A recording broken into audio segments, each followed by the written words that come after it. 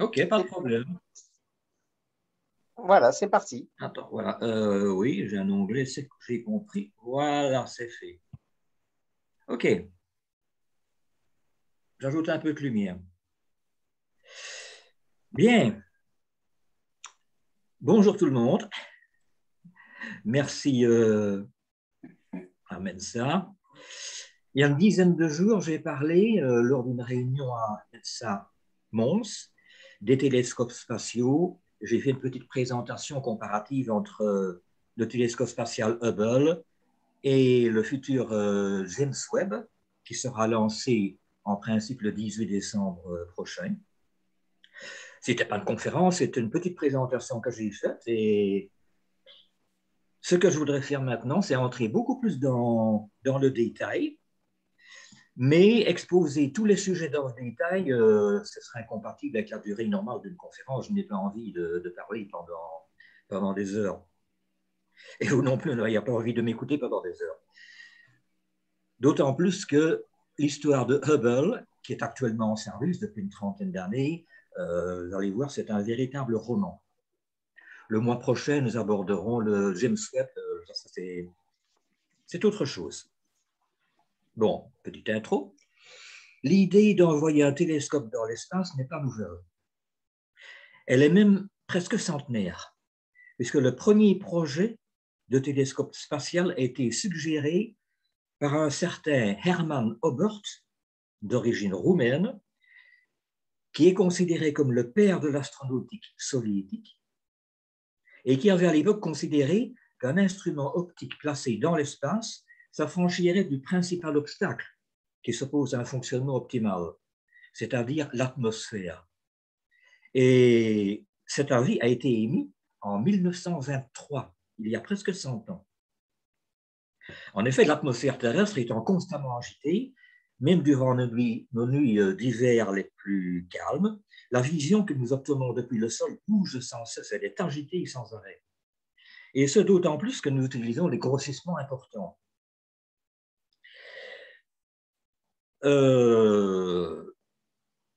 Donc, ce que nous voyons, ça bouge sans arrêt. C'est d'ailleurs pour ça que les étoiles paraissent scintiller, alors que si nous sommes dans l'espace, nous observons les étoiles, elles ne scintillent pas. C'est pour cela aussi que tous les grands télescopes terrestres sont situés en altitude, en général au-dessus de 3000 mètres d'altitude. Évidemment, une telle réalisation, suggérée par Hermann Oberth, à l'époque, c'était un vœu pieux. On n'imaginait même pas qu'un jour on peut se trouver dans l'espace. Et puis en 1946, l'astronome américain Lyman Spitzer, astronome très connu, a publié un article intitulé Les avantages astronomiques d'un télescope extraterrestre. Un article qui a fait une très grande impression. Dans ce document, il expose clairement les avantages d'un télescope spatial, notamment le fait que le pouvoir séparateur des instruments de l'époque, des instruments au sol, était d'environ 1 seconde à une demi-seconde d'arc, alors qu'un même instrument porté dans l'espace, en dehors de l'atmosphère, atteindrait une résolution de 0,05 secondes d'arc, c'est-à-dire sensiblement 100 fois mieux. De plus, autre avantage, c'est que le spectre lumineux observé depuis le sol, c'est la lumière visible, alors que depuis l'espace, on peut s'étendre dans l'ultraviolet, on peut s'étendre dans l'infrarouge, des fréquences qui sont filtrées par l'atmosphère et inobservables par les moyens de l'époque. Et puis survient l'ère spatiale, le premier satellite, etc. Et c'est en 1962 que la NASA lance en orbite le premier observatoire spatial, OSO, Observatoire spatial orbital, afin d'obtenir des spectres lumineux du Soleil, y compris en infrarouge et en ultraviolet. À l'époque, c'est une véritable révolution. D'autres observatoires vont suivre, et devant l'intérêt qui est alors rencontré, la NASA élabore en 1968 les plans d'un grand télescope spatial qui comporterait un miroir primaire de 3 mètres de diamètre et un lancement prévu en 1979. Bien entendu, le principal obstacle d'un tel instrument était surtout d'ordre financier, car son coût, le coût de ce télescope s'avérait largement supérieur à celui de n'importe quel télescope terrestre. Si bien qu'en 1974, donc 6 ans après le lancement de l'étude préliminaire, une accumulation de restrictions budgétaires et de coupes sombres dans le budget de la NASA, on était en pleine guerre du Vietnam, a pour conséquence de provoquer l'abandon pur et simple du projet. On croit qu'on n'en parlera plus, et voilà. S'ensuit à ce moment-là un véritable lobbying de la part des astronomes américains qui entreprennent de rencontrer personnellement à peu près tous les membres du Congrès américain, appuyés par l'Académie nationale des sciences. Et c'est une espèce de coup de force réellement qui finit par obtenir un revirement de la part du Congrès et du Sénat qui accepte un financement du projet, mais toutefois réduit de 50%. Et c'est ainsi que le projet de télescope spatial prend son envol, en réduisant toutefois le diamètre du miroir, il n'est plus de 3 mètres. On parle d'un miroir de 2,40 m pour des raisons de coût, ce qui permet aussi d'utiliser des instruments optiques plus compacts, donc moins coûteux. L'ESA, l'Agence spatiale européenne, pour sa part, accepte de collaborer au projet en fournissant une partie des instruments scientifiques, mais aussi les panneaux solaires et une partie du personnel qui travaillera sur le télescope, en échange d'un minimum de 15% du temps d'utilisation de l'instrument en orbite. La date de lancement prévue est alors 1983. Dans la foulée... Georges, je te prie de m'excuser. Oui. Tu n'avais pas un support? Tu dis? Est-ce que tu avais un support? Oui, il va arriver. Ah d'accord, c'est après, d'accord. Donc il va arriver. Il peut arriver maintenant. Attends, je fais partage d'écran. D'accord, je m'inquiétais un petit peu, je ne voyais rien. Je non, c'était normal. Attends, je cherche dans mes fichiers. Au cas où il est dans quoi? Intervenir avant la fin de la conférence, au cas où à la fin. Oui. Où sont les fichiers? Provisional, tableau blanc, non. Participants. Total. Ah, voilà, OK.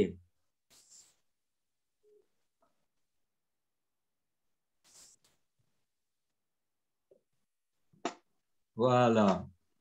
Est-ce qu'on voit? Oui. C'est parfait.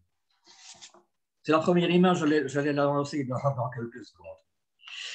Et je disais donc, dans la foulée, le nouvel instrument, dont le lancement est prévu en 1983, est baptisé Hubble, du nom de Edwin Hubble, qui est l'astronome américain qui a mis en évidence l'expansion de l'univers qui avait été pressenti par le Belge Jean Géomètre.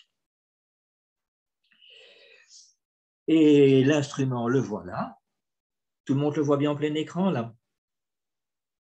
Je suppose que oui. Enfin, c'est son schéma général. Hein. Non, on ne voit pas en plein. On voit pas l'image.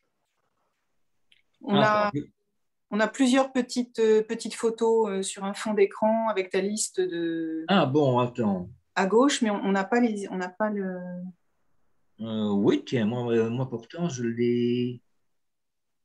Attends, je vais arrêter le partage. Écran partagé.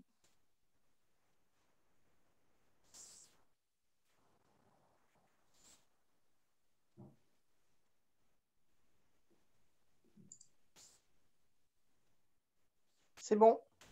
Ça va? Parfait. Ça marche. Ah, OK, d'accord, voilà. Je m'y étais mal pris.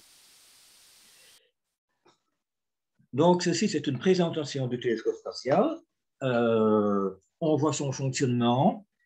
C'est un télescope dit de Cassegrain, c'est-à-dire que la lumière est reçue sur un miroir principal au centre, primary mirror, réfléchie sur un miroir secondaire qui renvoie la lumière vers les instruments où elle est partagée. Le miroir principal, donc, comme je l'ai dit, fait 2,40 m de diamètre. C'est un miroir hyperbolique. Le miroir secondaire fait 31 cm de diamètre. Et puis, toute l'optique qui est derrière, c'est beaucoup plus complexe, naturellement.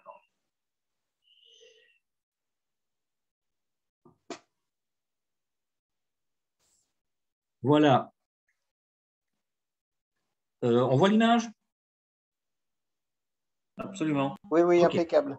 Oui. Donc là, on voit l'éclaté de l'instrument, en quelque sorte, comparé à l'échelle humaine, et on voit que c'est quand même quelque chose de très grand. Hein. Il fait plus de 11 mètres de long. Il pèse à peu près 11 tonnes. Le miroir primaire est indiqué au centre. Et tout à fait à droite, nous avons les instruments qui sont contenus dans 4 containers qui sont prévus pour être interchangeables au cours d'entretien en orbite ou d'intervention humaine. Voilà un détail. L'ensemble est alimenté par des panneaux solaires qui fournissent à peu près 4500 watts d'énergie électrique. Tout à droite, on voit une porte qui se referme lors des manœuvres d'orientation du télescope afin d'éviter qu'il ne soit aveuglé par le soleil. Les instruments, on en reparlera. Et ceci, c'est intéressant, c'est la gamme de fonctionnement du télescope. Donc, vous avez les instruments, je ne vais pas les détailler tous maintenant. Vous avez les appareils photo, vous avez les spectrographes, ultraviolet, infrarouge, la toute petite gamme de la lumière visible qui est observable depuis la Terre, et on voit que c'est considérablement plus étendu.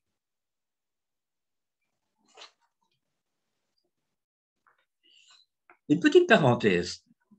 Si je vous dis un télescope dans l'espace, un miroir de 2,40 m, 11 tonnes, près de 14 mètres de longueur pour 4,20 m de diamètre et 2 panneaux solaires.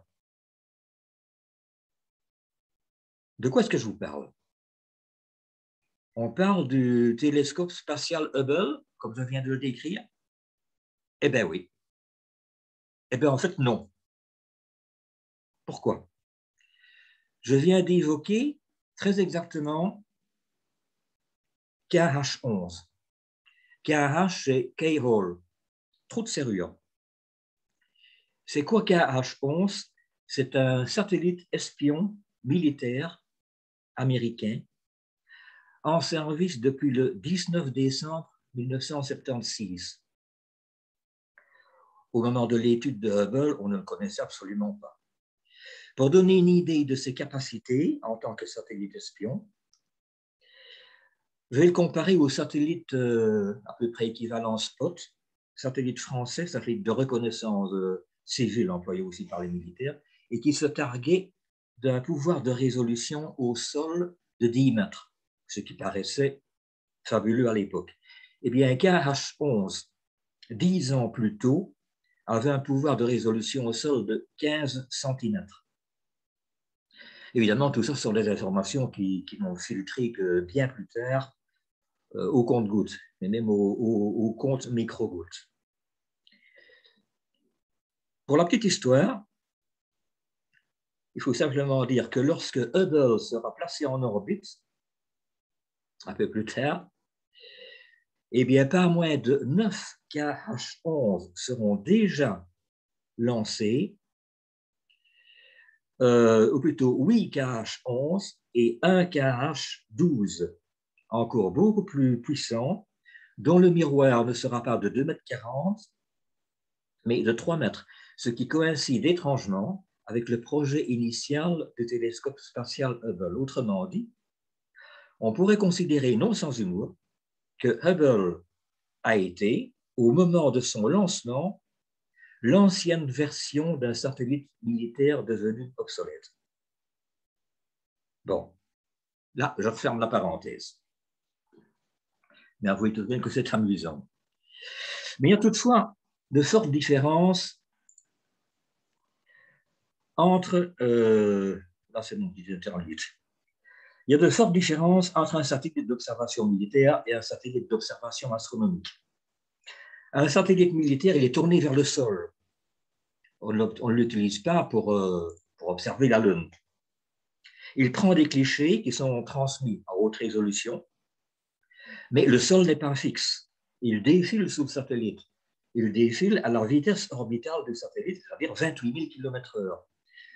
On prend des instantanés, on ne filme pas, on prend des clichés à haute résolution, mais évidemment, il ne faut pas bouger. 28 000 km/h, c'est rapide. Donc, pour compenser la vitesse de défilement au sol, l'instrument est équipé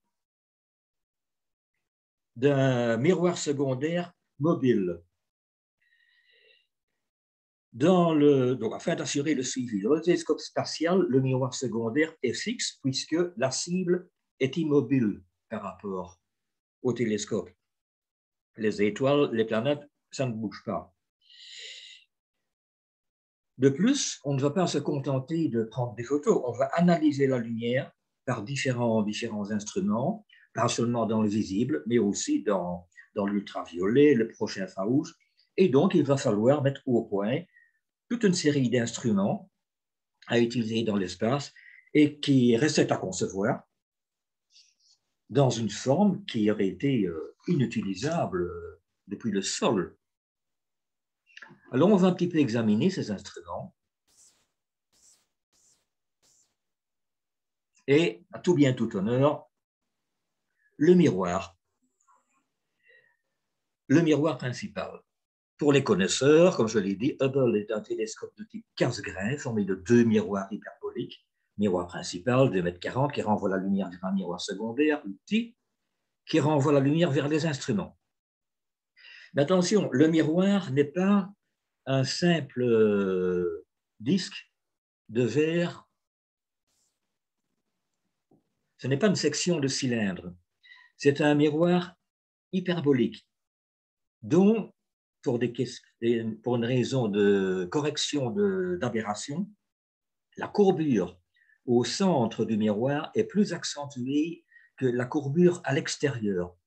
Et ça, c'est une forme très compliquée à obtenir. Les images attendues étant de surcroît d'une définition bien plus importante que si le miroir a été utilisé au sol, une précision absolue est exigée dans le polissage du miroir avec un niveau de tolérance de 10 nanomètres. Alors, 10 nanomètres, ça ne dit peut-être pas grand-chose, mais pour donner une idée, disons simplement que si la dimension du miroir, 2,40 m, était portée au diamètre de la Terre, cela autoriserait des irrégularités inférieures à 15 cm. Donc, avouez que ça fait peu. On n'a jamais poli un miroir terrestre avec une telle tolérance, du moins jusqu'à ce moment. Le polissage du miroir que l'on voit ici a été confié à la firme Perkin-Elmer. Perkin-Elmer, c'était une société qui travaillait déjà dans le domaine spatial, y compris pour la NASA et aussi pour la défense. Elle est basée dans le Massachusetts. Or, Perkin-Elmer avait déjà poli plusieurs miroirs pour la NASA, dont notamment pour le fameux KH-11, mais là on ne le savait pas. Le KH-11 est absolument secret. Et la société venait de mettre au point une nouvelle technologie de polissage qui consistait en gros à attaquer le bloc de verre non plus dans son ensemble, mais segment par segment, petit morceau par petit morceau. Tout ça sous le pilotage de plusieurs ordinateurs. C'était un procédé révolutionnaire qui garantissait théoriquement une précision et une souplesse largement accrues. Cependant, dans l'éventualité où la technologie de pointe se serait heurtée à des difficultés imprévues, la NASA avait décidé de confier la fabrication d'un miroir de réserve à la firme Kodak, en employant des moyens plus traditionnels, c'est-à-dire en taillant dans le bloc en quelque sorte. Pour ça, Kodak, qui a tout de même envie de décrocher le marché, on ne sait jamais si Perkin-Elmer, si ça fonctionne par, on appellera le miroir de secours, mais pour plus de sécurité, Kodak s'associe à la société E-Tech, une société qui est déjà impliquée dans la fabrication d'instruments optiques pour des satellites espions, et 2 miroirs sont produits, l'un chez Kodak, l'autre chez E-Tech, et sans cesse comparés entre eux afin d'éliminer toutes les sources possibles de défauts. Finalement, ces 2 miroirs ne voleront pas.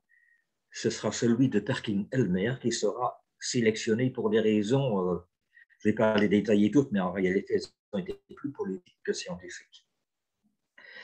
Le miroir de Perkin-Elmer est composé d'un verre à très faible coefficient. Ce n'est pas du Pyrex, c'est un verre avec un taux assez important de titane.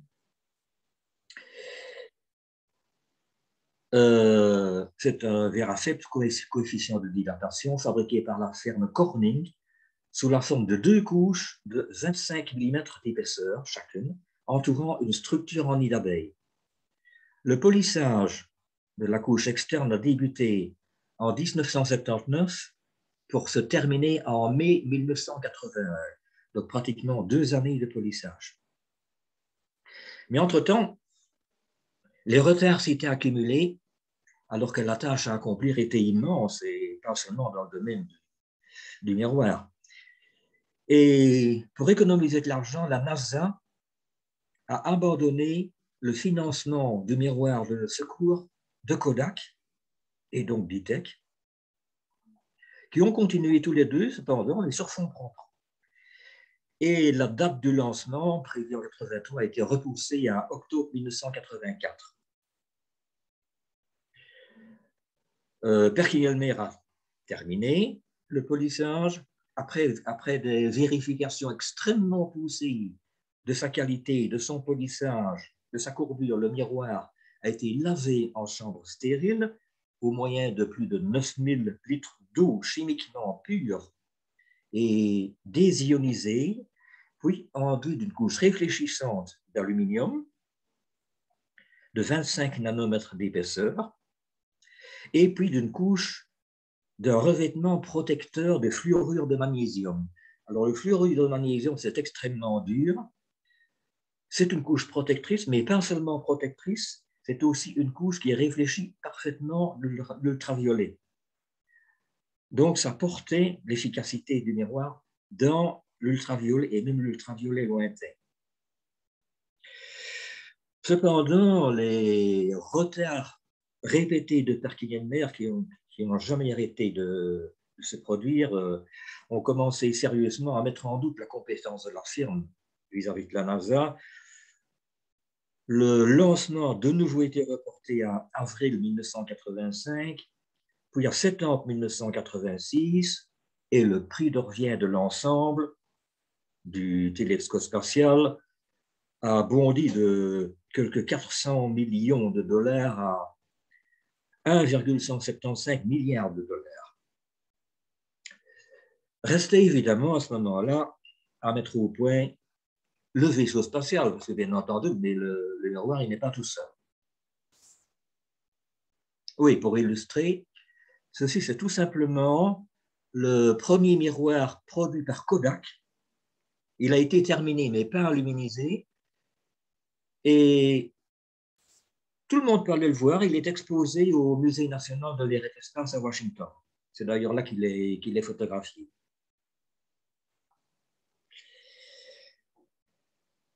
Sur la mise au point du vaisseau spatial, c'est-à-dire le corps de l'instrument lui-même, je ne vais pas beaucoup m'étendre dessus, sauf pour souligner la difficulté de maintenir une précision de l'ordre nanométrique, non seulement sur le miroir, mais dans l'ensemble d'instruments optiques répartis dans l'instrument. Il faut dire que l'instrument, le télescope spatial, effectue de longues pauses. Il vise un objet pendant très longtemps. Mais il va passer toutes les 45 minutes de l'ombre glaciale de la Terre à l'exposition directe au Soleil. Donc, il y a des jeux de contraction, dilatation qui vont s'exercer sur la coque et qui ne devront pas être transmis aux instruments. C'est extrêmement compliqué. Donc là aussi, rien que pour la construction, le retard va prendre 3 mois supplémentaires, mais finalement, on s'y attendait.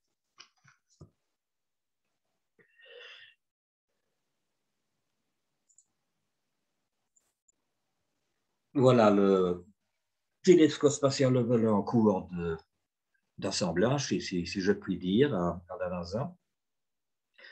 Alors, pour l'anecdote, l'ordinateur de bord de Hubble, c'était un DF-224 qui était construit par Lockheed. Un ordinateur qui comprenait 3 processeurs redondants. Un seul était actif à la fois et 2 étaient de réserve, qui tournaient à 1,25 MHz. Nous sommes dans les années 80. Et 6 unités de mémoire de 8 kilooctets chacune, dont seules 2 étaient utilisées simultanément. Pourquoi? Pour réduire le pourcentage possible de chances de défaillance. Le tout tenait dans un cube de 45 cm sur 45 cm sur 30 cm.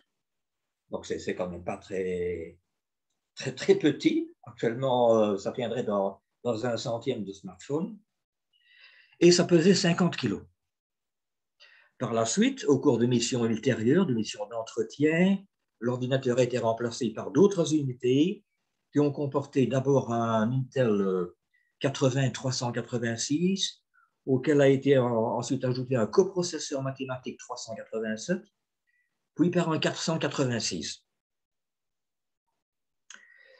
Alors, lors de son lancement,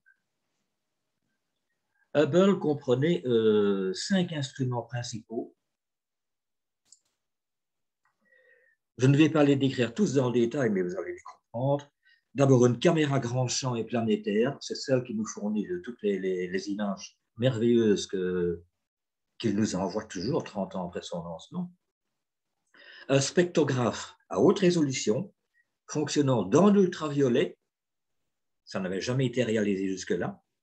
Un photomètre à haute vitesse, afin de calculer la photométrie des étoiles variables, notamment. Une caméra à objet faible,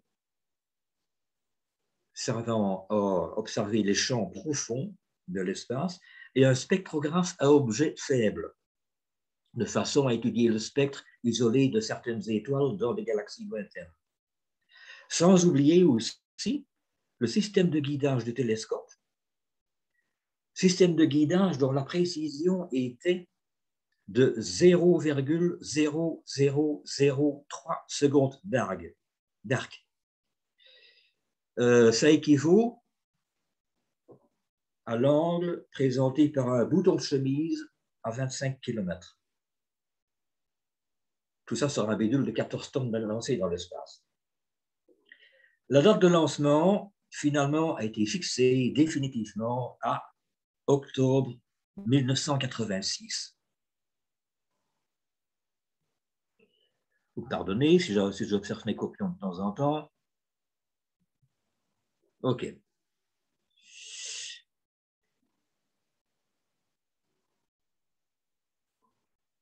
À propos des instruments, voilà, c'est une image que j'ai introduite en dernière minute. Au centre, vous avez WFC3, c'est la caméra à grand champ, donc c'est celle qui nous fournit les images. Et vous voyez que chaque instrument dispose d'un champ différent sur l'instrument, sur le capteur de l'instrument. Tout autour, vous avez FGS3, FGS2, FGS1. C'est le système de guidage du télescope. Pourquoi il y en a-t-il 3? Tout simplement parce que le télescope, outre le fait de se déplacer, peut très bien entrer en rotation sur lui-même, il peut entrer en roulis, donc ça sert à le maintenir très précisément. Les autres, ce sont des instruments différents, je ne vais pas les détailler, ça prendrait des heures. Donc, lancement fixé à octobre 1986, et c'est là que, en janvier 1986, badaboum, la navette Challenger explose, en tuant ses 7 membres d'équipage. Évidemment, toutes les missions de navette sont suspendues et on décide, puisque le lancement allait être reporté vraisemblablement de plusieurs années, d'entreposer Hubble tel quel, prêt au lancement, sous tension, dans une salle blanche, purgée à l'azote chimiquement pur, à l'hygrométrie nulle, un traitement qui allait coûter à la NASA environ 6 millions de dollars par mois. Et finalement, c'est le 24 avril 1990 que la navette Discovery, au cours du 31e vol d'une navette spatiale, plaçait Hubble sur son orbite à 540 km de la Terre.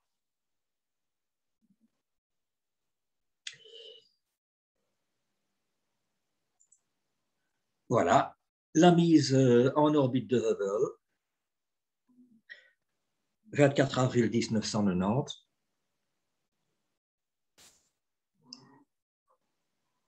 Il y a une chose, il y a un petit détail qui est observé, c'est qu'ici, la porte a déjà été ouverte pour permettre le calibrage des instruments.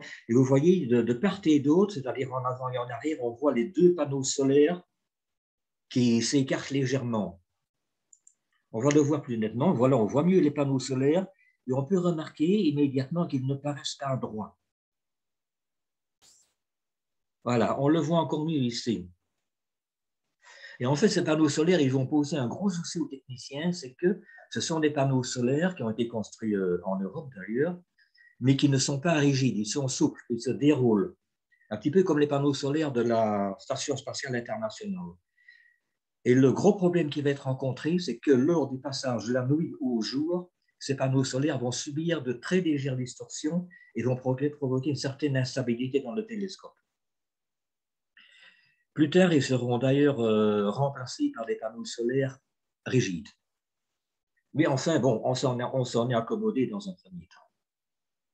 Maintenant, il fallait évidemment encore plusieurs semaines pour mettre les instruments en route.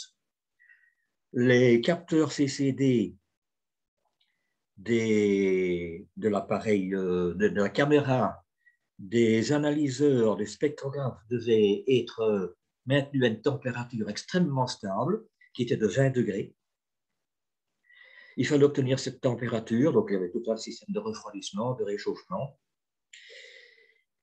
Il fallait calibrer tout, il fallait traiter les informations avant de pouvoir pointer le télescope et sa caméra et résolution sur sa première cible. Et c'est ce qu'on a fait. Et là, c'est la catastrophe. On obtient des images absolument et dramatiquement floues. Toutes les tentatives de mise au point se sont avérées vaines et la raison est apparue très rapidement. La taille du miroir avait été incorrecte. Et pourtant, les tests effectués par Perkin-Elmer avaient confirmé une précision supérieure à un niveau de tolérance de 10 nanomètres. Comment était-ce possible? C'était la stupéfaction. À mon avis, il y a eu des tentatives de suicide, c'est Perkin-Elmer, ce n'est pas possible. Un examen précis des images a permis de déterminer que le polissage du miroir était pourtant absolument parfait. Il n'y avait aucun défaut, mais ce qui était incorrect, c'était la forme du miroir. En effet, comme je l'ai déjà précisé, un miroir de télescope n'est pas sphérique, ce n'est pas une portion de sphère.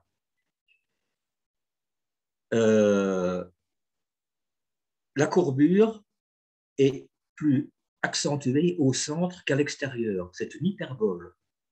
Et c'est là que se situait l'erreur. Le périmètre extérieur était trop plat. il était trop plat de 2200 nanomètres, ce qui faisait en sorte que la lumière réfléchie par les bords se concentrait en un endroit différent que la lumière réfléchie au centre. C'est très peu, c'était de l'ordre de millimètres, exactement 1,4 mm. Et 2200 nanomètres d'erreur, pour donner une comparaison, ça équivaut à peu près au 50e du diamètre d'un cheveu humain.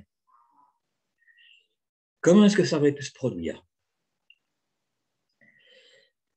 Eh bien, on l'a déterminé, il a fallu un petit temps tout de même pour arriver à savoir, et encore, il y a seulement quelques années qu'on connaît tous les détails, c'est que la pression qui avait été mise sur Perkins-Meyer suite à l'accumulation d'air terre avait été comme cela. Durant les dernières phases du polissage du miroir, celui-ci était régulièrement contrôlé par deux méthodes différentes. Une classique, comme pour tous les télescopes terrestres, qui fait appel à l'interférométrie, et l'autre par l'interférométrie, donc qui projette un faisceau laser sur le miroir lui-même et en analyser la réfraction, et l'autre par un procédé qui avait été plus récemment mis au point.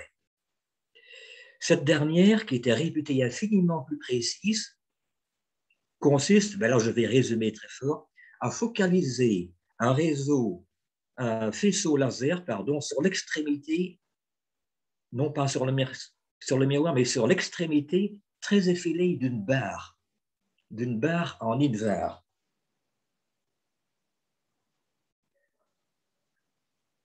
Supposons que, on voit? On voit. OK. Supposons que ceci, ce soit la barre en InVar. Ce n'est pas du tout le cas. C'est un mandrin.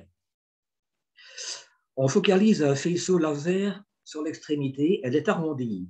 Et ce faisceau laser va provoquer un point lumineux de réflexion qui, lui, sera observé par le miroir du télescope. Donc, le télescope va se focaliser sur ce point lumineux. C'est encore plus précis que si on le focalisait sur le faisceau laser lui-même.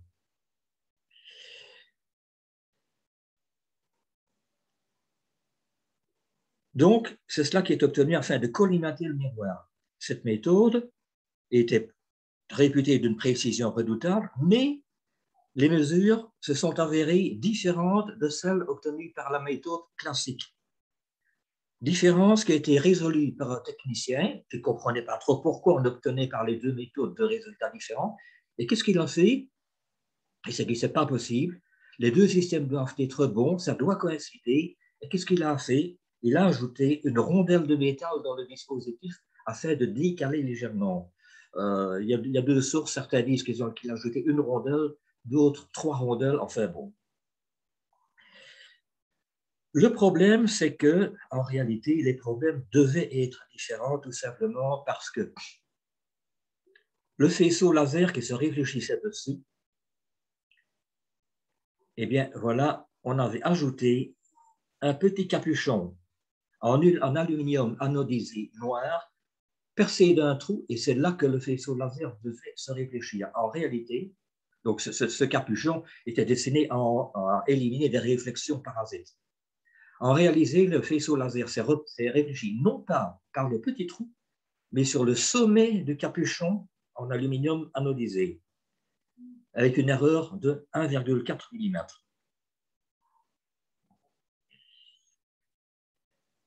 Et à partir du moment où on a décalé l'instrument, ben ça correspondait, les tests étaient bons. En réalité, tout ce qu'on avait obtenu, c'était une erreur ajoutée.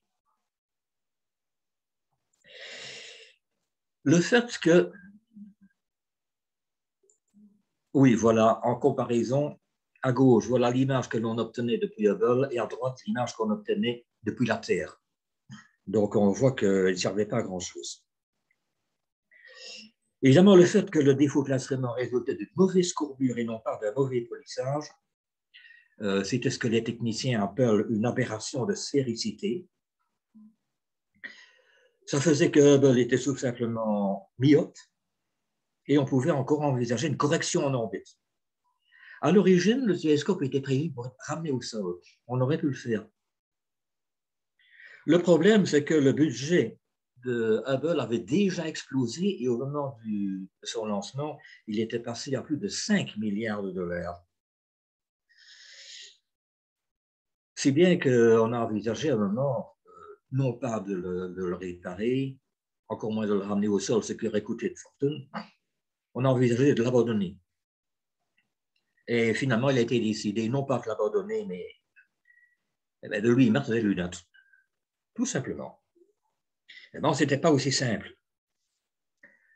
Un des principaux instruments de Hubble, la caméra à large champ et planétaire, devait de toute façon être remplacé au bout de 2 à 3 ans par un modèle plus performant qui comportait, lui, son propre système optique intégré et qui pouvait comporter une correction. Donc là, ça n'aura rien coûté. Mais les autres instruments ne comportaient pas de système optique intégré. Donc il a été décidé de concevoir un module supplémentaire qui devait s'intercaler entre le miroir secondaire et le télescope, entre le miroir secondaire et le système séparateur chargé de distribuer le faisceau aux différents capteurs.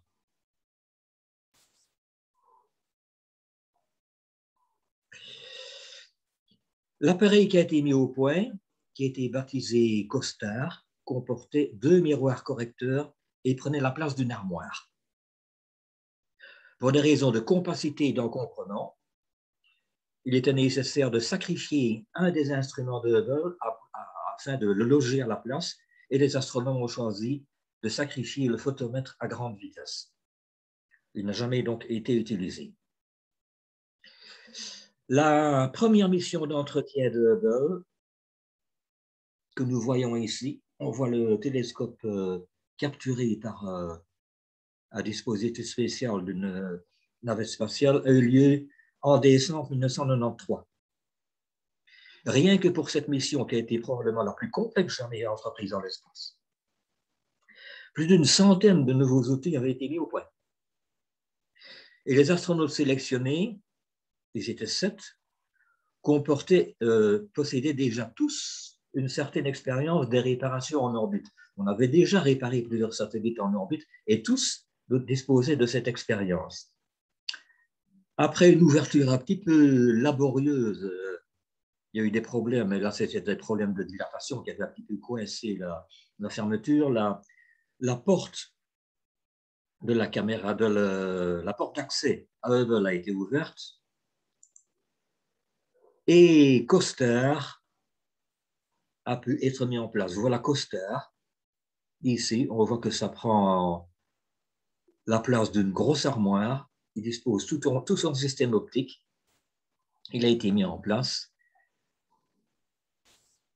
Voilà la caméra à grand champ qui est enlevée et qui fera place à la nouvelle caméra à grand champ. L'ancienne est exposée aussi au musée de l'Air et Space à Washington. Le problème, c'est que pour des raisons de maîtrise thermique, on ne pouvait travailler sur le télescope que durant la nuit, c'est-à-dire pendant des périodes de 45 minutes. On travaillait 45 minutes, on se mettait à l'abri, on attendait 45 minutes et puis on retournait dans le télescope et on continuait. La réparation a duré en finalité 10 journées entières. Le 13 janvier 1994,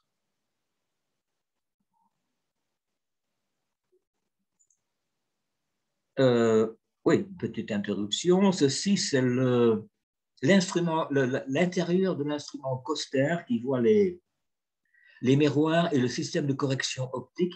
Depuis, il a été enlevé de Hubble, il a été remplacé par d'autres instruments. Et là-bas, il est exposé aussi actuellement au Musée national de l'air et de l'espace de Washington.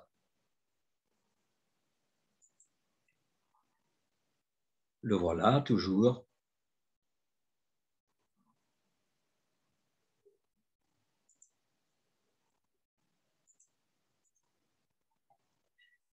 Et voilà, le 13 janvier 1994, Hubble a envoyé ses premières images après réparation et elles étaient tout simplement fabuleuses. On va en montrer quelques-unes, rien que pour le plaisir des yeux. Ce sont des images pratiquement impossibles à obtenir en l'état depuis le sol. Elles ont été choisies. Cette image-ci, c'est une des plus célèbres. Elle a été surnommée les piliers de la création. C'est tout simplement des nuages de gaz dans la constellation du Sagittaire.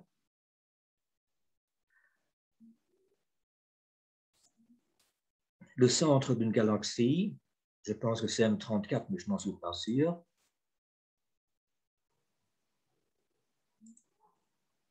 Ici, des anneaux d'Einstein, c'est-à-dire des réflexions de lumière aux abords d'un trou noir. Ce sont ces cercles que vous voyez sur la gauche. On pourrait donner toute une conférence sur le sujet. Le centre d'une galaxie.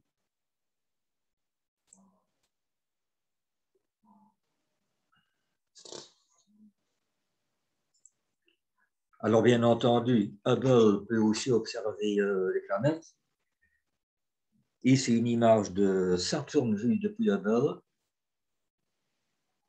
À l'époque, c'était impossible. Depuis un télescope terrestre, on pouvait obtenir des images merveilleuses, mais pas avec un tel niveau de détail. Il faut bien dire qu'au moment où Hubble a été envoyé dans l'espace, le télescope le plus puissant utilisé sur Terre, c'était toujours le mont Palomar.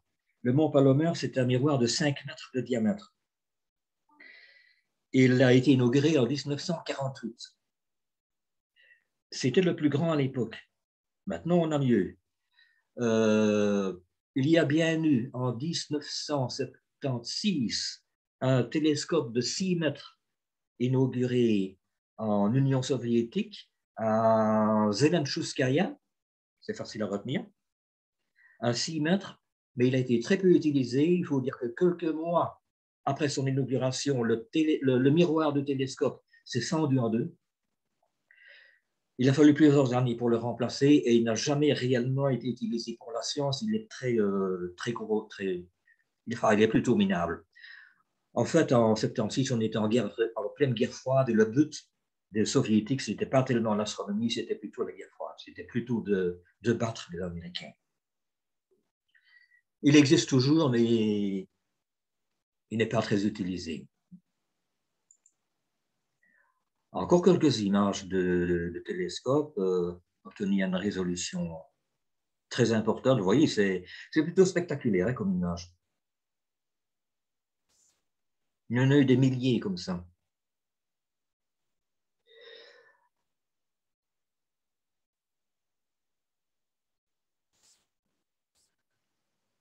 Voilà une image planétaire qui est célèbre aussi. Il s'agit de Io. Io, c'est un des satellites de Jupiter. Dans la plupart des télescopes, on le voit sous la forme d'un petit point. Et ici, ce qu'on observe, c'est une éruption volcanique sur Io. Voilà, il a sauté, l'image a tremblé parce que j'avais un chat sur la table. C'est une éruption volcanique sur Io.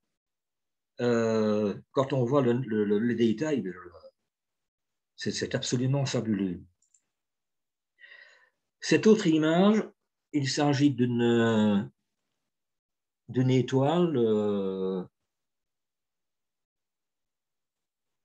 Oui, je n'en ai plus le nom ici, enfin bon.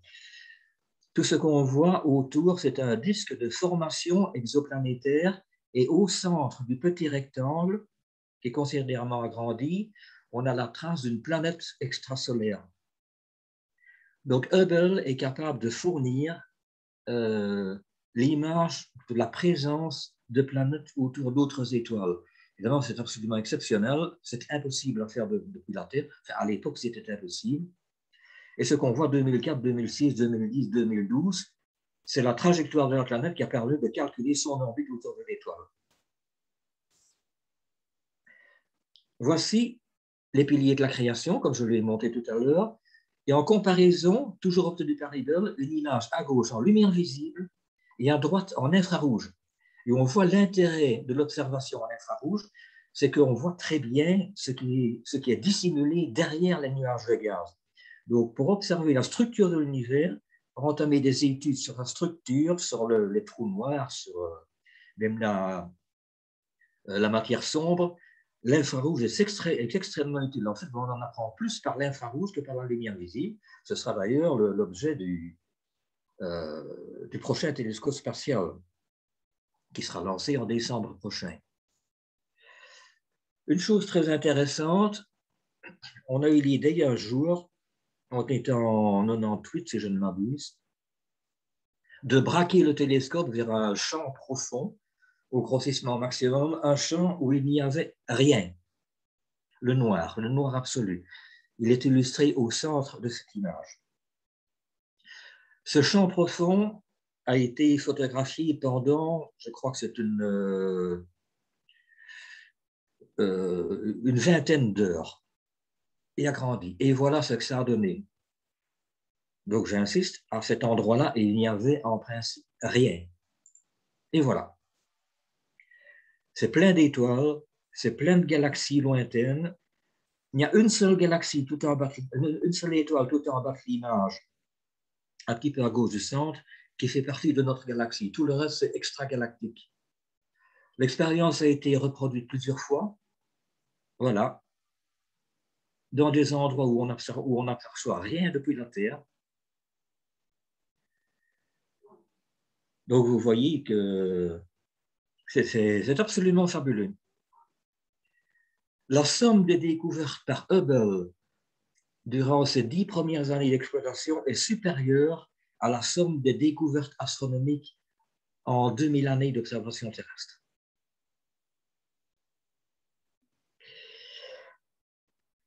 Évidemment, il y a encore eu d'autres missions d'entretien par la navette. La dernière a eu lieu en mai 2009. Elle a consisté aussi à installer un propulseur sur Hubble qui sera tout simplement destiné à détruire le télescope spatial lorsqu'il sera arrivé en fin de vie, de façon soit à le précipiter sur une orbite très haute, où il pourra tourner pendant des siècles sans aucun problème, ou alors le précipiter dans l'atmosphère, mais ce n'est pas prévu, rassurez-vous, avant 2030 ou même 2040. Pour terminer la conférence, on va parler de, vous savez, le fameux miroir qui a été construit par ITEC. Bon, celui de Kodak, il est exposé au Musée national de l'aéroespace à Washington. Celui de ITEC a été achevé, illuminé. Il n'est pas exposé. Il a été achevé et il est réellement utilisé comme miroir principal de l'Observatoire du Nouveau-Mexique à Magdalena, un petit village situé à 3268 mètres d'altitude, qui est consacré essentiellement à l'astronomie planétaire. Le miroir s'est révélé absolument sans aucun défaut. Il est parfait et considérant les exigences techniques originales de sa construction, il s'agit vraisemblablement du miroir de télescope le plus précis actuellement installé sur Terre.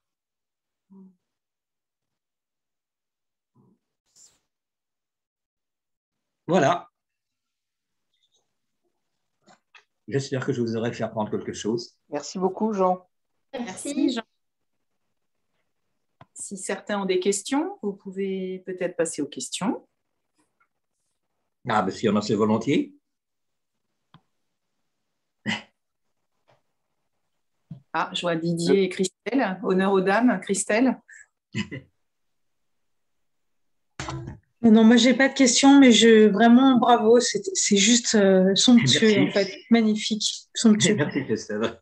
C'est gentil, merci. Merci. S'il y a des questions, c'est gratuit. Oui, est-ce que tu sais, Jean, combien d'images ont finalement été prises par Hubble durant toute sa carrière? Est-ce qu'on a un ordre de quantification? D'images. Bon, en images photographiques, on estime qu'actuellement, il y en a pris à peu près 800 000. Mais évidemment, tout n'est pas exploitable. Et beaucoup d'images servent aussi à recomposer des mosaïques d'images. les capteurs de Hubble, c'est 2048 sur 2048 pixels. Et ça n'a pas d'importance parce qu'on les superpose et on en fabrique en quelque sorte des images en très haute résolution. Mais uniformément… 2048 sur 2048, c'est déjà correct, surtout quand tu sais qu'à l'époque, il a été lancé, enfin, par rapport à la date à laquelle il a été lancé, c'était déjà pas mal techniquement. Quand je dis pas mal, c'était déjà beaucoup. À l'époque, oui, c'était énorme. Hein. C'était énorme. Mais maintenant, les capteurs ont été améliorés, mais ils font en plus de définition. Ça ne servait à rien, parce que de toute façon, on superpose les images, on obtient des composites. On en obtient des mosaïques et on peut obtenir des images qui font en réalité des millions de pixels. L'espace profond ne bouge pas, ou très très peu, et c'est exploitable indéfiniment. Merci beaucoup. Alors, je disais tout à l'heure que Hubble, c'est un télescope de 2,40 m de diamètre. Sur Terre, 2,40 m de diamètre à l'époque, on jouait déjà dans la cour d'écran. Le Mont-Palomar, c'était le plus grand. Le prochain, le James Webb Space Telescope, qui devrait être lancé le 18 décembre prochain, bien que je m'attende à quelques reports, enfin, ce sont les prévisions actuelles. Il fera 6,50 m de diamètre. Donc là, il ne sera pas placé sur l'orbite, il sera placé au point de Lagrange de 2, c'est-à-dire un point d'équilibre entre la Terre et la Lune. Enfin, au-delà de la Lune, plutôt. Là, j'en parlerai à la prochaine conférence. En comparaison, on parle de télescope. Le plus grand télescope terrestre actuel se situe en Espagne. Il est à La Palma, il est européen et il fait 10,40 m. Mais c'est un télescope composite, c'est-à-dire composé de facettes. 10,40 m, il est impossible d'obtenir un miroir monobloc de cette dimension-là. Le plus grand, c'est toujours le Mont-Palomar, celui de Zelenchouskaya s'est fêlé en deux quelques mois après sa mise en service. Et il n'est absolument pas satisfaisant. Tous les télescopes plus grands que le Mont-Palomar sont des miroirs segmentés. Je crois que Camille a une question. Bonjour. En fait, non, c'est Guillaume, mais bon, ça va être une question identique. Est-ce qu'il aurait été possible de tester Hubble dans l'atmosphère avant son lancement pour voir qu'il y avait un problème sur le miroir? Non, c'est pratiquement impossible parce que le Hubble n'est pas prévu pour corriger l'aberration de l'atmosphère ni l'agitation atmosphérique. On aurait pu le faire, en fait, on l'a simulé par laser. En principe, c'est ce qu'on fait pour tous les miroirs de télescope. Mais c'est l'erreur d'un technicien, en fait, qui a provoqué l'aberration de sphéricité. Si on l'avait testé depuis la Terre, on ne pouvait pas obtenir la précision d'observation qu'on peut obtenir depuis l'espace et il aurait paru parfait. D'accord, ok. En fait, depuis l'espace, on obtient une précision 100 fois supérieure que depuis la Terre et le défaut se situait dans cette fourchette de 100 fois. Il aurait été parfait pour employer depuis la Terre, mais pas depuis l'espace. D'accord, merci. De rien. Christine a une question. Merci, Christine. Bonjour. J'aimerais savoir jusqu'où Hubble peut voir. À quelle distance? Attends, je comprends mal. Jusqu'à quelle distance Hubble peut voir? Peut-il prendre une photo? Hubble a permis d'observer les confins de l'univers. En fait, il a permis de déterminer que l'univers s'étendait, l'univers visible s'étendait jusqu'à 13,4 milliards d'années-lumière. Et il observe réellement des objets situés à cette distance-là. Donc, il n'y a pas réellement de limite. Ce qu'il ne pourrait pas faire, par contre, c'est observer la Terre, tout simplement, parce qu'il lui est impossible de mettre au point sur une distance aussi faible. Mais il a pris des photographies de la Lune. D'accord. Mais Donc, la distance à laquelle il peut observer est pratiquement infinie. d'accord. C'est celle de l'univers. Il n'y a pas de limite à l'heure actuelle. Il n'y a pas de limite à l'heure actuelle. Il observe simplement vers l'infini. Ce qui est intéressant, c'est que Hubble a été le premier à voir des objets réellement situés aux confins de l'univers, à 13,4 milliards d'années-lumière, puisque en fait, l'univers, plus il est lointain, plus sa vitesse de récession est importante, et plus par effet Doppler, ce que nous en apercevons se décale vers le rouge et vers l'infrarouge. Donc, un objet situé réellement à la limite de l'univers ne peut s'observer qu'en infrarouge et pratiquement invisible depuis la Terre, l'infrarouge étant filtré par l'atmosphère. Et c'est une des raisons pour lesquelles James Webb observera principalement en infrarouge pour pousser les limites réellement jusqu'aux confins de l'univers visible. D'accord. Merci.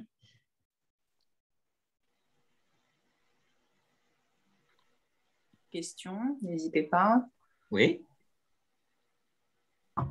Moi, j'ai une question, pardon, j'ai une question par rapport au prochain télescope qui va être envoyé. Oui. Quelles sera en fait les possibilités du fait qu'il ait une orbite qui soit au-delà de la Lune? Quelles seront les possibilités autres pour les prises de vue? Est-ce que c'est une façon en fait de pouvoir voir aussi plus en détail notre galaxie, par exemple, ou quelles sont les possibilités? Le gros avantage d'un télescope placé sur le point de Lagrange, c'est qu'il ne tourne pas autour de la Terre, donc il évite toutes ces alternances de changement de température, de passer de la nuit au jour. Donc, il évite tous les problèmes de dilatation, de contraction. En plus, comme on observera principalement dans l'infrarouge, il faut que les capteurs du télescope soient refroidis. En fait, ils seront refroidis environ 20 degrés Kelvin, ce qui est très peu.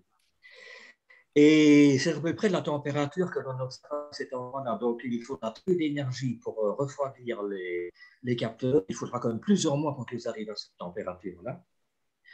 Tandis que sur une orbite terrestre, c'était pratiquement impossible. Quand il est exposé au Soleil, la lumière monte à presque 200 degrés pour descendre à moins 60, moins 80 degrés lorsqu'il est dans la nuit. Donc, c'était pratiquement impossible à exécuter depuis la Terre. En plus, l'avantage aussi, c'est qu'il est absolument immobile à ce point de Lagrange.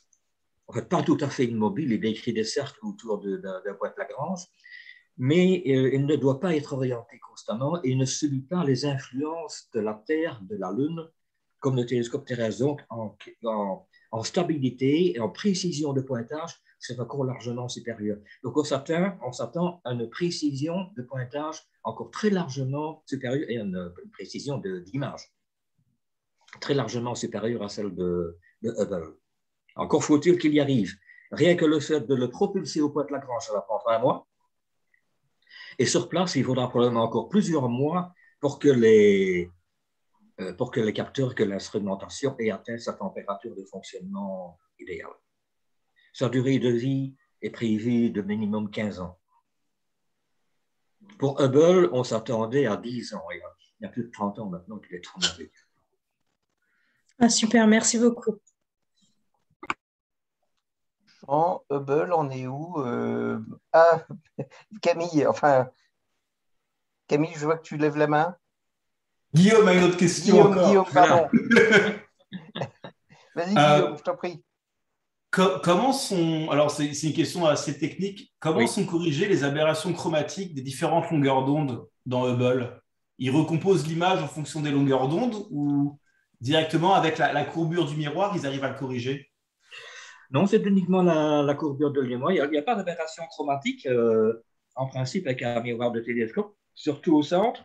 Il faut dire que le capteur de la caméra à champ large et planétaire ne prend que le centre de l'image. Ah, d'accord. Il n'y a pas d'aberration chromatique.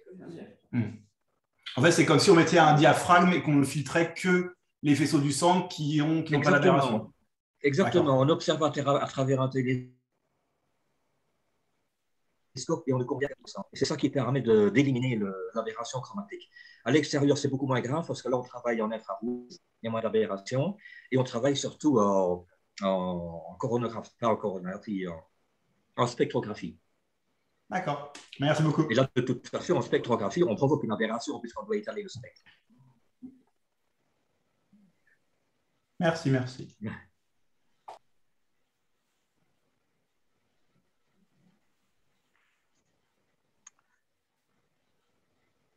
À qui le tour? Oui, bonjour. Moi, j'ai une petite question concernant les 10 nanomètres d'erreur pour le miroir. Comment c'était mesuré à l'époque, ces 10 nanomètres d'erreur? Comment c'était mesuré, en fait? On l'a mesuré simplement en analysant les miroirs et les images qui étaient transmises au télescope après sa mise en orbite. C'est en analysant les images au centre et par les différents instruments, notamment par les instruments de pointage qui sont encore plus précis, qu'on a pu déterminer l'étalement du spectre à travers l'image. Et par simulation, c'est là qu'on a pu déterminer d'où provenait l'erreur. Mais il a encore fallu plusieurs mois pour on l'a compris directement, et pour la quantifier, il a fallu plus d'analyse. Et ce n'est que 3 ans plus tard qu'on a pu mettre au point le Coster qui corrige cette aberration de sphéricité. D'accord, merci.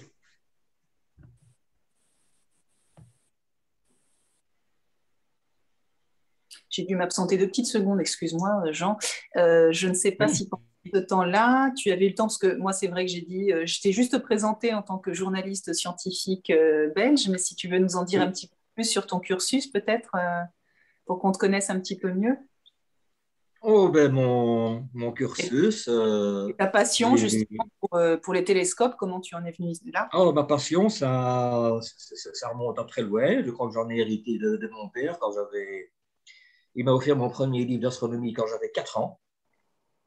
Maintenant, j'en ai 73, donc ça remonte quand même un bout de temps.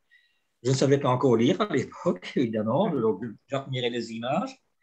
Ce qui est amusant, là, c'est une anecdote vraiment très spéciale, c'est que c'était un livre d'astronomie illustré, un petit livre de 50-60 pages, qui m'a passionné, puis j'ai appris à lire, je l'ai conservé, et puis j'ai déménagé à l'âge de 9 ans, et puis j'ai tout un parcours.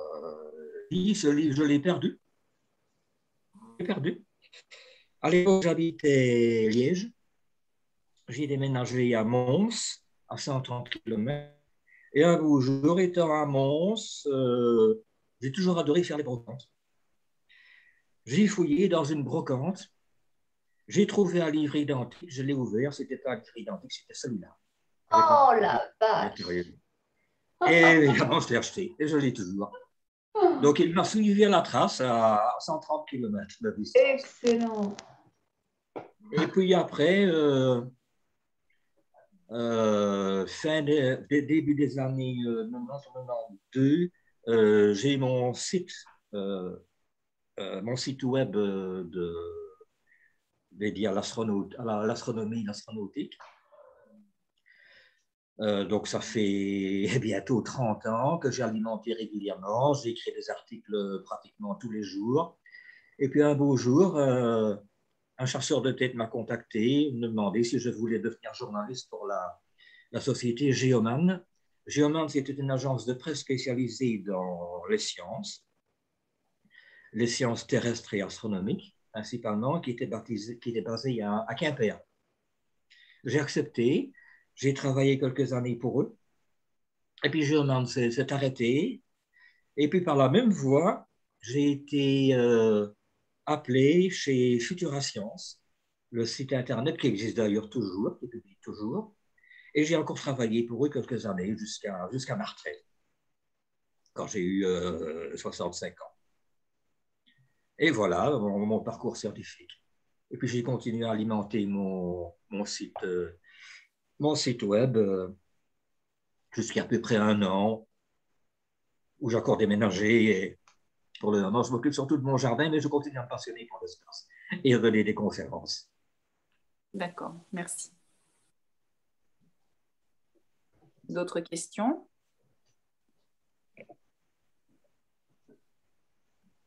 N'hésitez pas, il n'y a pas de questions. Alors, une petite question sur le James Webb qui sera Oui. positionné sur le point de Lagrange.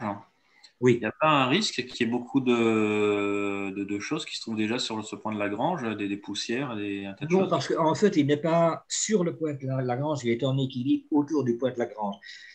On peut très bien on peut se placer sur le point de Lagrange, mais le point de Lagrange lui-même n'est pas stable. Il est influencé par la Terre, par le Soleil, par la Lune, qui ne sont pas toujours dans la même direction par rapport au point de Lagrange. Donc, en réalité, il est en orbite autour du point de Lagrange, à quelques centaines de milliers de kilomètres, à une centaine de milliers de kilomètres autour du point de Lagrange. Il orbite très lentement autour du point de Lagrange. Et par ce fait-là, on peut très bien concevoir que plusieurs centaines ou plusieurs milliers d'objets puissent se trouver en orbite autour du point de Lagrange. Et bien entendu, toujours contrôlable, toujours navigable. Donc, le point de Lagrange, en réalité, n'en est pas réellement un. Il en est un, mais on est en orbite autour. D'accord. Merci. Merci beaucoup, Jean. Coucou.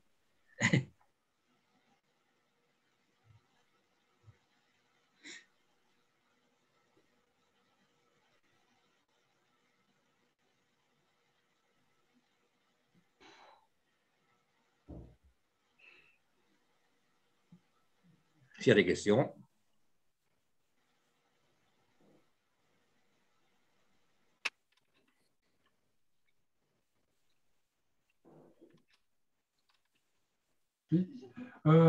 Quel est votre site web? Spacenews.be. S-P-A-C-E, pardon, S-P-A-C-E, trait d'union, news.be.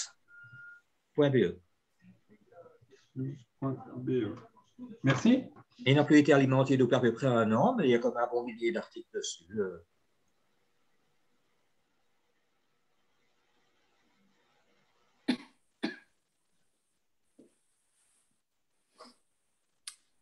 Bien.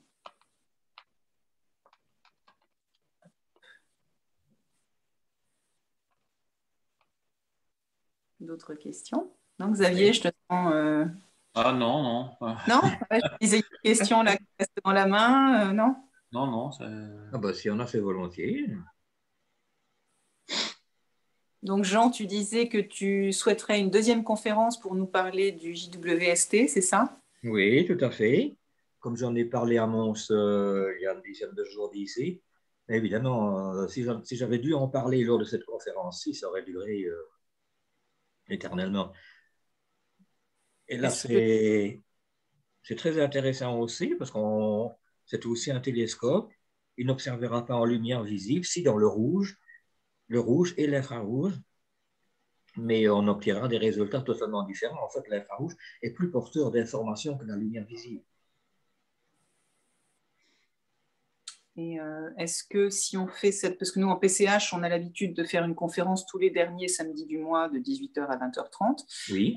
Le prochain dernier samedi du mois, c'est le 30 octobre, mais pendant les vacances de la Toussaint. Donc, si on fait cette deuxième conférence pendant les vacances de la Toussaint, est-ce que tout le monde serait disponible ou est-ce qu'une autre date vous plairait davantage? Oui, je vois un pouce, Christine, qui est un homme, je crois d'ailleurs.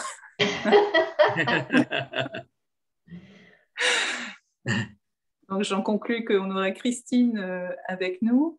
On aura Cathy et Guillaume. J'ai retenu Guillaume. J'ai du mal avec les prénoms, mais je crois que c'était Guillaume. Attends, je tourne. Ok. Ah oui, Christine, on est là. D'accord. En gros, ouais, est-ce que, Antoine, ok, est-ce que vous pouvez parler? On n'est pas très, très nombreux. Si chacun parle quand il a envie, c'est bon, là, la conf est terminée, donc vous pouvez enlever vos micros et puis chacun peut prendre la parole quand il veut. Pour moi, c'est ok. Ouais. Et pour moi aussi. Ok. Didier, ça irait. Ouais, Christelle? Moi, oui, c'est sûr. Il n'y a aucun problème. On est quoi? On est 16 là en ce moment. Peut-être qu'il y en aurait d'autres d'ailleurs qui seront dispo ou certains qui ne le sont plus. Merci Gaëtan, à bientôt, bonne soirée à toi aussi. Donc ça convient à tout le monde, n'hésitez pas à dire. Demande la main, demande la parole. C'est une bonne chose, on est pour. Oui, super. Ok, super. Philippe, tu veux dire quelque chose? Merci. Oui, ok. Ok pour une prochaine conférence quand tu veux. C'était super intéressant. Merci. J'avais une question à poser. L'obsolescence programmée, c'est très à la mode en ce moment. Qu'en est-il pour Hubble? Ah ben, Hubble, tout ce qu'on sait, c'est qu'il dure le plus longtemps possible. Tout simplement. En fait, ce qu'on espère beaucoup, c'est que Hubble et le James Webb puissent fonctionner ensemble pour comparer les données infrarouges, ultraviolets et visibles. Parce que le James Webb n'aura aucune vision en ultraviolet. Donc, on espère beaucoup en ce sens-là, y compris même en interférométrie dans certaines longueurs d'onde. Et c'est pour ça que l'espérance de vie de Hubble n'a pas été déterminée, mais on espère qu'il pourra fonctionner jusqu'en 2030, voire même en 2040. Ok, mais à ce moment-là, qu'est-ce qu'il deviendra? Eh bien, lors de la dernière mission de spatiale en 2009, on a installé un propulseur sur le télescope qui servira soit à le désorbiter en le précipitant vers l'atmosphère au-dessus d'une zone océane, soit à le propulser sur une orbite haute où il pourra rester pendant des siècles sans moins de problème. Mais il ne restera pas à son altitude parce qu'évidemment, il pourrait risquer de redescendre et de devenir un débris spatial. Ça, on ne veut pas. Mais ce n'est pas encore prévu actuellement. Merci beaucoup pour la réponse. On ne peut pas récupérer, par exemple, c'est peut-être complètement crétin ce que je dis, mais récupérer Hubble et récupérer ces pièces pour, comme base pour en construire un autre. Non, les pièces utilisées pour Hubble seront complètement obsolètes en 2040, c'est ça? Ça ne sera plus du tout réutilisable? On pourrait récupérer certains matériaux pour s'en servir? Non, il n'y a rien de réutilisable parce que pratiquement tous les instruments de Hubble ont déjà été remplacés simplement parce qu'ils ont été modernisés. Et le télescope lui-même, à l'origine, était prévu pour être récupéré. Il était prévu pour être récupéré au moyen d'une navette, modifié ou réparé sur Terre et puis replacé sur orbite. En réalité, on s'est rendu compte que ça revenait tellement cher que les missions d'entretien étaient suffisantes. Si la navette existait toujours, on pourrait envisager de le récupérer, mais il n'y a plus de navette actuellement et on ne prévoit pas de véhicule semblable dans un proche avenir. Et on pourrait éventuellement y aller un jour, peut-être. Je ne sais pas, c'est peut-être une mission pour SpaceX, je n'en sais rien. C'est encore envisageable, mais le réutiliser, non, c'est hors de question, c'est totalement obsolète. Ouais. Mais maintenant, pourquoi pas un jour le récupérer et passer dans un musée, comme on l'a fait pour Costar ou pour la caméra à Grand Champ qui a été remplacée lors de la première mission. C'est possible. Et quand tu dis que les pièces sont remplacées régulièrement, ça se fait par le moyen de robots ou par… Non, ça s'est fait par mission habitée lors de 5 missions de navettes successives. D'accord. Entre 1993 et 2009. Donc, il y a eu 5 missions habitées qui ont été chargées de remplacer certaines pièces ou d'en réparer, notamment les gyroscopes. Hubble est équipé de 6 gyroscopes qui aident à son maintien en attitude. Et pratiquement tous les gyroscopes, tous les premiers gyroscopes ont été défectueux au point que le fonctionnement de Hubble a même été interrompu pendant plusieurs mois. Pendant combien de temps? Interrompu pendant combien de temps le son? Pendant plusieurs mois, mais il y a quelques années d'ici. À tel point que lors de la dernière mission d'entretien, les 6 gyroscopes ont été remplacés par des systèmes plus performants. Pour le moment, ils fonctionnent très bien, sans aucun problème. Au départ, c'était des gyroscopes mécaniques. Maintenant, ce sont des systèmes interféromètres des gyroscopes beaucoup plus modernes qui utilisaient laser et non plus des roues. Mais il y a toujours eu des problèmes. Les panneaux solaires, où ils ont été remplacés, il y avait pas mal de problèmes parce que les panneaux solaires étaient souples, se déformaient sous l'action de la chaleur et provoquaient une certaine instabilité du télescope. On les a remplacés par des panneaux rigides qui sont aussi puissants, mais 2 fois plus petits. Oui. Et aussi solides. Aussi solides, aussi résistants. Oui. Ouais. Aussi solides, mais rigides. Rigides. Ce qui n'était pas possible à l'époque où le télescope a été lancé. Seulement, les performances des capteurs solaires ont été améliorées. Améliorées, oui. Philippe, tu as toujours la main levée. C'est une erreur ou on a perdu Philippe? Je ne sais pas. On a perdu Philippe. J'avais oublié de baisser la main, excuse-moi. Ah, d'accord. Voilà. Tu te grattes le nez, c'est pareil. Bien. Est-ce que tout le monde a posé les questions qu'il ou elle souhaitait poser? Donc, je mettrai en ligne à ce moment-là dans l'agenda dès demain ou dès tout à l'heure la prochaine conf pour fin octobre si vous voulez déjà vous inscrire. Comme ça sera. Donc, c'est toujours le dernier samedi du mois, toujours la même heure, bien sûr, de 18h, 20h30. Bonsoir Pierre-Hugo, à bientôt.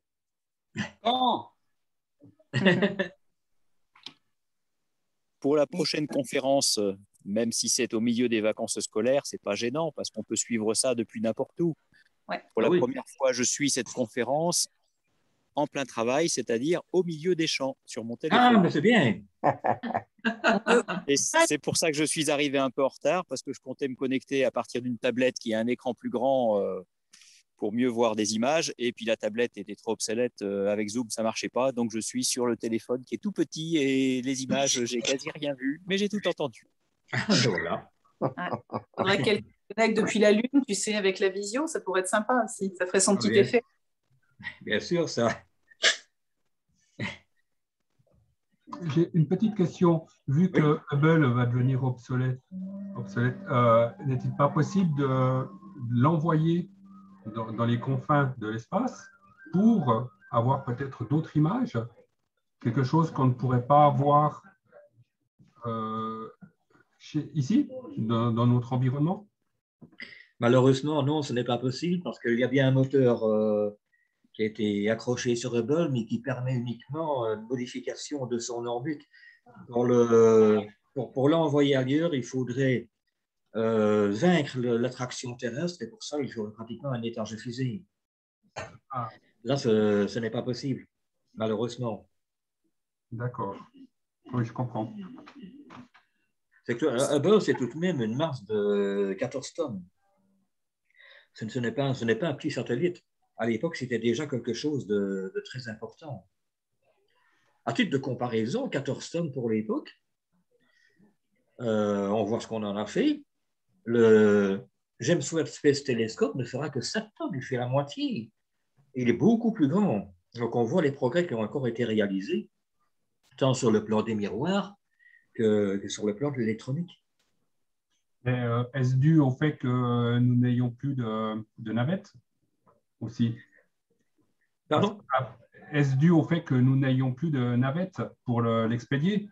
Parce que Ariane est plus petite quand même, non? Le coffre de Ariane est plus petite que ah oui, la navette. Bien sûr. Non, c'est une question d'évolution simplement. Même si la navette... Quand le James Webb a été conçu, quand on a déterminé le programme, la navette existait toujours. Mais maintenant, il est adapté pour une fusée Ariane, et ça en contrepartie de temps d'observation sur le télescope. Donc, c'est un échange entre les Européens et les Américains. Donc, on dispose d'une certaine partie, d'un certain pourcentage de temps d'observation du télescope en échange du lancement. Donc, en quelque sorte, les Américains, la NASA n'achète pas le lancement par Ariane, elle l'échange contre du temps d'observation. Vous savez combien? Non, je n'ai pas l'information pour le moment. D'accord. Mais je l'aurai le 30 octobre. J'aurai plus de détails à ce moment-là. Et puis là, on se rapprochera très fort. On ne sera plus qu'à un mois et demi du lancement, s'il est maintenu le 18 décembre. Oui, bien sûr. Normalement, il aurait déjà dû être lancé en septembre, mais il y a eu un problème technique, non pas au niveau du James Webb, mais au niveau de la coiffe d'Ariane. La coiffe qui est beaucoup plus grande que pour des lancements ordinaires. D'accord. Et il y en a un deuxième de réserve au cas où le lancement se loupe? Non, il n'y a rien de réserve. Il n'y a rien en réserve, malheureusement. Okay. Mais enfin, comme Ariane est quand même extrêmement sûr en sécurité, un échec est très peu probable. Maintenant, évidemment, il y a le déploiement du télescope dans l'espace lui-même qui va durer un mois. Mais en principe, tout a déjà été simulé sur Terre, tout fonctionne parfaitement. Oui, en principe. Merci. Encore des questions ou c'est fini? Antoine a gardé la main levée, mais... Ah non, c'est une erreur, zut, je croyais l'avoir enlevé. Comment ça marche pour l'enlever? C'est la version moderne de la faute de frappe. Je crois qu'il faut retourner et cliquer, mais... Voilà, est-ce que tout le monde a fini? On finit plus tôt que prévu, finalement,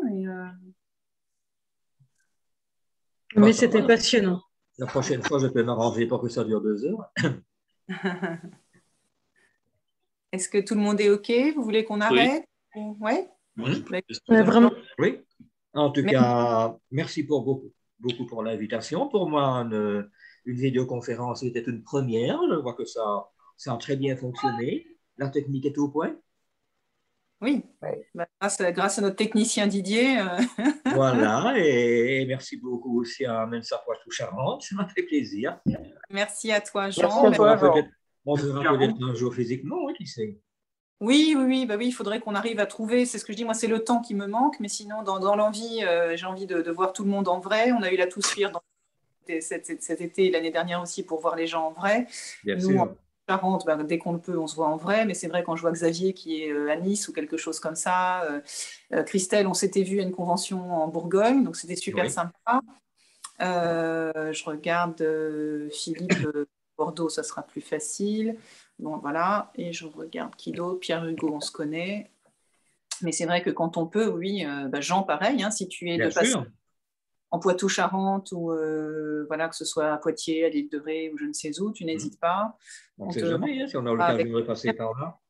Oui, voilà, c'est pas franchement ta route, comme nous, la Belgique. Moi, quand je vais à l'île de Ré, la Belgique, c'est pas tout à fait ma route, à moins d'être comme dans un sketch de Chevalier et l'Espalès, où tu peux opposer. Voilà. Mais non, ce serait sympa de réussir à se voir un jour. Et puis, Xavier passe dans le coin. Même si pour moi, tu as dit tout le monde, mais je crois que la Belgique, c'est plus près de chez moi que là où tu es, Xavier. Ouais, non, mais Nice-Bordeaux, c'est pareil que Nice-Paris, quoi. Ça prend Ah oui. Ouais. Mais quand tu es à Bordeaux, il faut encore 2h50 pour arriver chez moi. Hein. Donc, non, mais ma référence, c'est Bordeaux. Ah oui, d'accord. Je sais ce que ça donne pour aller à Bordeaux. C'est fait comme moi. Une ligne Bordeaux-Lyon, tout ce qui est au sud, c'est le sud pour moi, tu vois.